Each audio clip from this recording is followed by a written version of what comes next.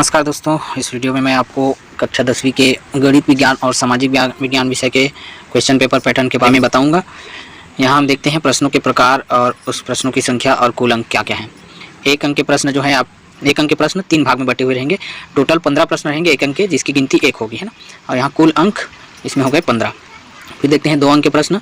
2 अंक के प्रश्नों की संख्या है 5, तो कुल अंक हो गए 5 दूनी 10। फिर 3 अंक के प्रश्न देखते हैं। 3 अंक के प्रश्न जो है वो 4 आएंगे, 4 प्रश्न, तो ये 3 चौक 12 अंक हो गया उसमें। फिर 4 अंक के प्रश्न जो है वो प्रश्न आएंगे 4, तो 4 चौक 16 अंक हो गए। इसी प्रकार 5 अंक के प्रश्न 2 ठो आएंगे, ये 5 दूनी 10 हो गया।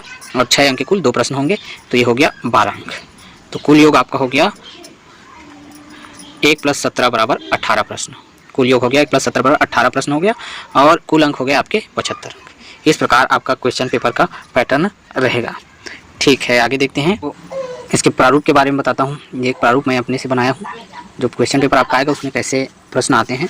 तो यहाँ पे देख सकते हैं हम लोग, ये प्रश्न 1 है वस्तुनिष्ठ प्रश्न। 1 अंक के प्रश्न में देखिए प्रश्न 1 आता है वस्तुनिष्ठ प्रश्न, जिसमें 5 प्रश्न जो है सही विकल्प चुनिए हैं। यहाँ पे 5 अंक आएगा।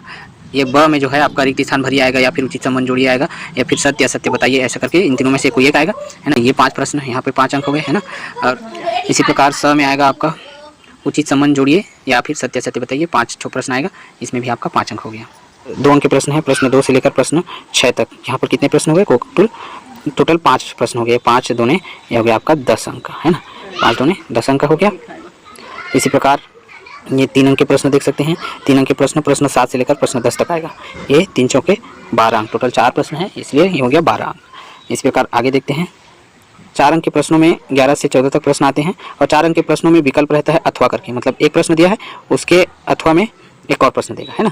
इस प्रकार इसमें 2 प्रश्न आएंगे, वास्तव में विकल्प के रूप में एक और प्रश्न रहेगा, इसलिए इस यहाँ 11 से 14 तक 4 प्रश्न है। 4 दूने 8 प्रश्न आएंगे, 4 प्रश्न रहेगा एक एक करके, उसके अथवा में एक और प्रश्न रहेगा, है ना। आगे देखते हैं